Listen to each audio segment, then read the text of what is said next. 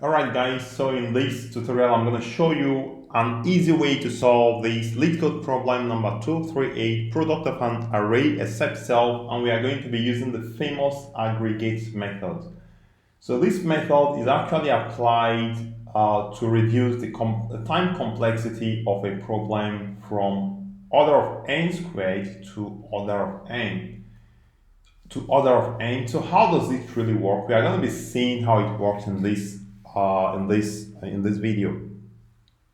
So now the question says, given an array norms like you see 1, 2, 3, 4, we want to have a result array so that the result array is going to give the product of the array element except the particular element. So for instance, in position 1 on the result array, we're going to have 2 times 3 times 4, and this is going to give us 2 times 3, 6 times 4, 24. And in position 2, we should have 1 times 3 times 4 is going to give us 12. And in position 3, we're going to have 1 times 2 times 4 is going to give us 8. And in position 4, we're going to have 1 times 2 times 3, and it's going to give us 6.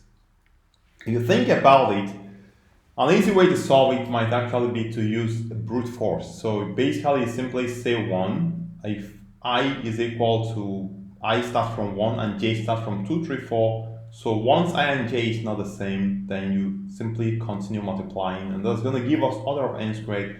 Another way to solve it is going to be to just take the product of everything, and for each position, so in this case you take product of everything, and for each position you divide out by that particular item.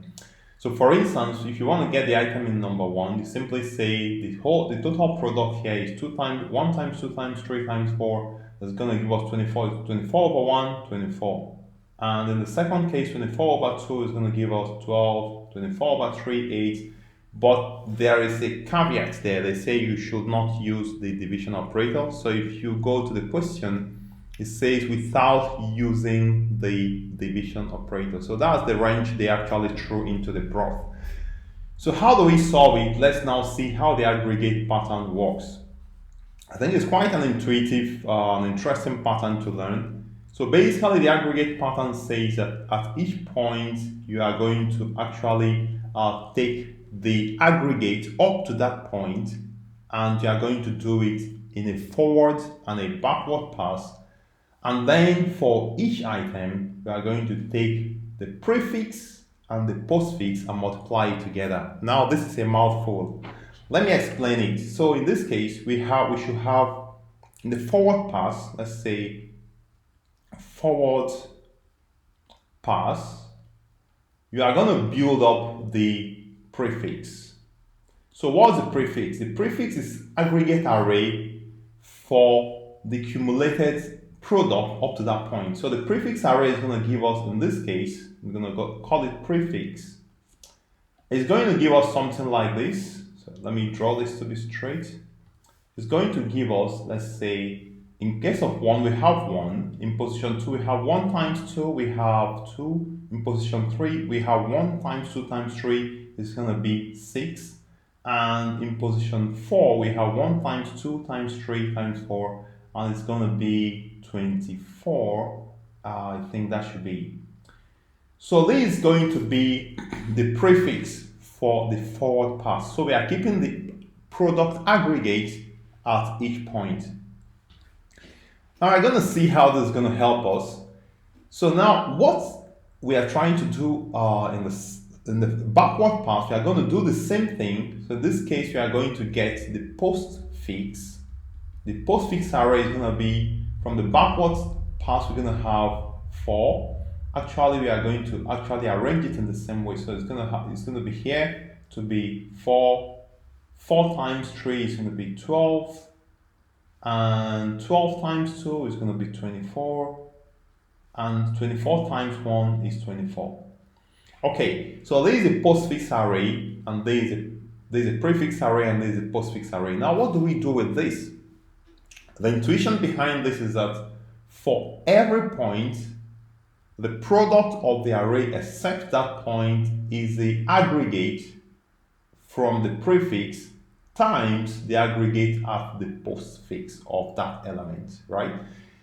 So the aggregate at the product of the array at point 2 is going to be this point, the prefix here, because this prefix is actually the sum of whatever is here, and this is giving us the product of whatever is before 2 and the product of what is after 2. That is what we have in this position, and in this position that's what we have in this arrays. So if we want to now get the result array, how do we get it? So the result array is now going to be for position 1. For position 1, we are going to multiply the prefix. Let's say position 0, or let's put position I. We're going to get the prefix from the prefix array at position I minus 1 and get the postfix value at position I plus 1. So in this case, position I minus 1, there's nothing there. So I'm going to take the postfix at position I plus 1, which is in this case is going to be 0 plus 1 is going to be 24, all right?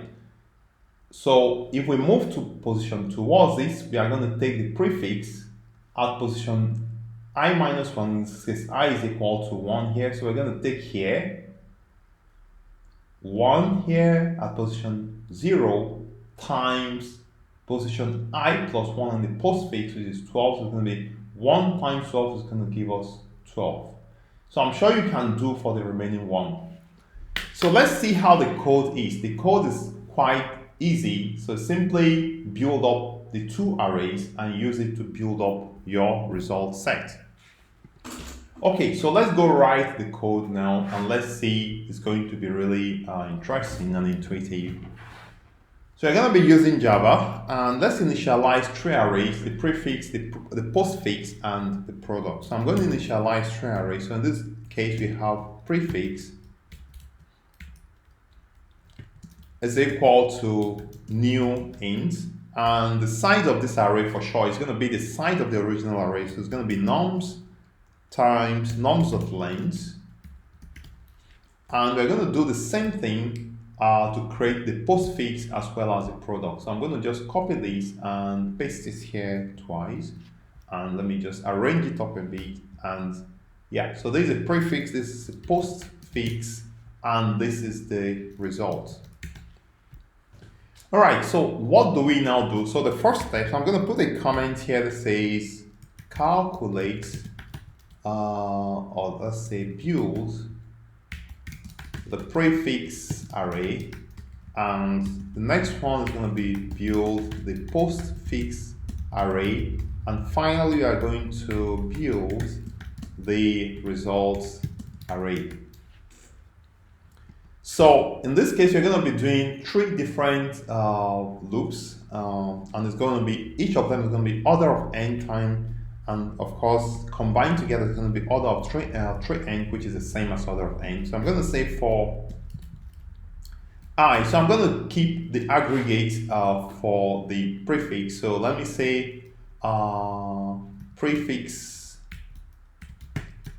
aggregate is equal to 1 for now. So that's the starting point, because we can't use 0 when we are doing product aggregate, because 0 is going to just ruin everything. So I'm going to say for int I equal to 0, I is less than, I actually would like to just extract the length of this, and instead of writing it, I'm going to just have the length. So I'm going to just call this length n. N is equal to nums dot length. Okay, so that makes life easier. So I'm going to just replace this n here, so it makes the code more succinct and a bit more readable. Okay. Okay, so I is equal to 0, I is less than n, and I plus plus. All right, so we now have to calculate the array at prefix at position I of the prefix at position I is going to be equal to so let's calculate the current aggregate, and then we put it in position I. So I'm going to say prefix aggregate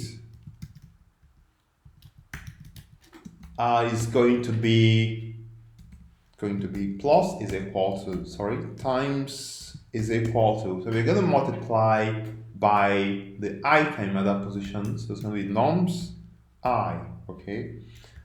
And so this is the, so this prefix aggregate multiplied by item at num I, and then we are going to simply insert it at position I of the prefix. So it's going to be prefix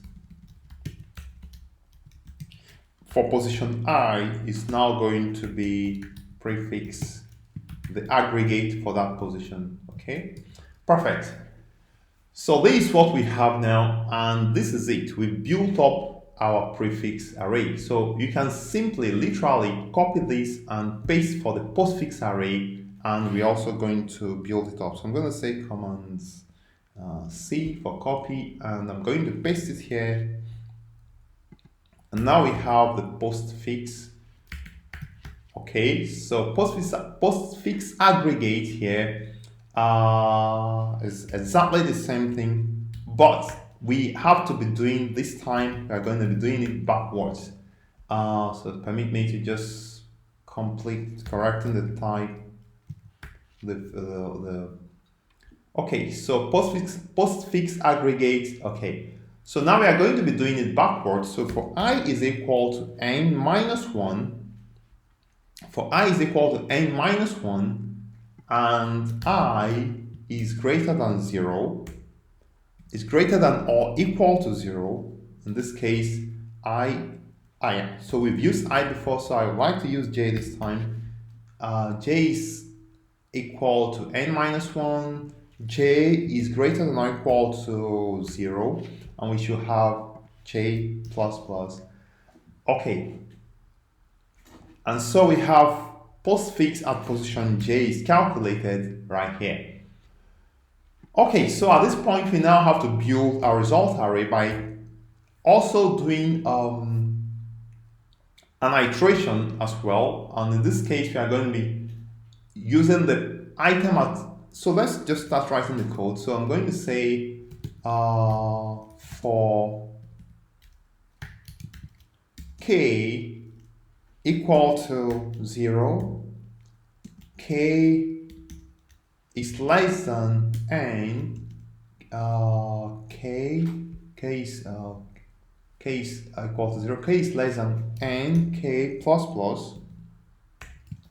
Okay, so what do? We are going to calculate the prefix and the postfix and multiply them together. So I'm going to call it pf, let's call it prefix, let's call it prefix is equal to, it now have to be item at k minus 1, right, on the prefix array. So it's going to be item at k minus 1, so it's going to be prefix item at the prefix array at position what? At position k minus 1. So it's going to be k minus 1. So that's the prefix we are going to be using for the multiplication. And in postfix is equal to postfix for item at k plus 1. And we are simply going to multiply the two together to give us item that's going to be in the result array at that same position. So it's going to be result at position I is going to be equal to prefix times postfix, all right? And at the end of the day, we are simply going to return the result. Now there's something we need to know at position I, in the prefix. If you do I minus 1, it's going to give you array out of bound exception. So at position I, the prefix does not exist, so we simply use 1. So I'm going to say the prefix, we are going to first check if k is equal to 0. So I'm going to check if k is equal to 0. If so, we are going to use 1, else we are going to use, so I'm using a ternary operator. If k is equal to 0, use 1, else we're going to do this k minus 1. We're going to do the same thing for the postfix the other way around. So if k is equal to len, is it len? Is it len? N minus 1. And if this is true, use 1, else use postfix for k plus 1. In this case, we are going to avoid having out of bound exception. So let me do a quick run through of my code. So I have int is equal to num.length, prefix, okay, this prefix aggregate. I think we should be fine. So I'm going to go ahead to run this program and let's see. I hope it works in the first run. So let me kind of show up this. And I'm going to run the code now. Let's see, and yeah, cannot find symbol prefix aggregate. So I'm going to use int here in the same way here, int, and I'm going to use int here as well. So because I'm coming from Python, sometimes I forget this variable declaration. All right, so let's see. Cannot find symbol postfix aggregate. Postfix aggregate. Int postfix aggregate. Should be correct. Okay, I here. Okay, so nums I. So there's gonna be J here. Yeah, I think we should be good to go at this point. So run one more time.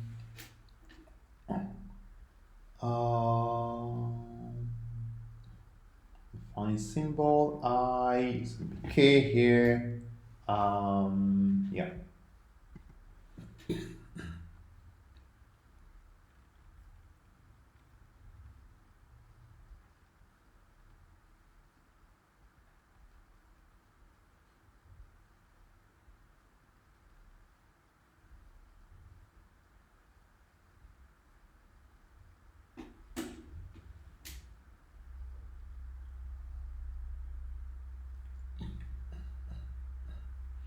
So there is gonna be J minus minus here, and I'm gonna run one more time.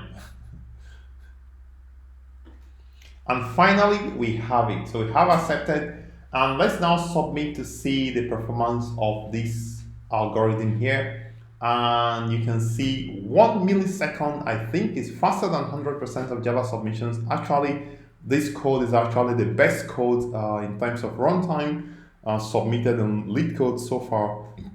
Memory usage is 52.6, it's pretty good. So I'm going to be stopping here. I'd like to thank you for viewing. Please remember to subscribe to my channel. And if you have some coding challenge you would like me to crack, please leave it for me in the comment box below. I remain Kind on the Tech Pro, and we see you in the next part.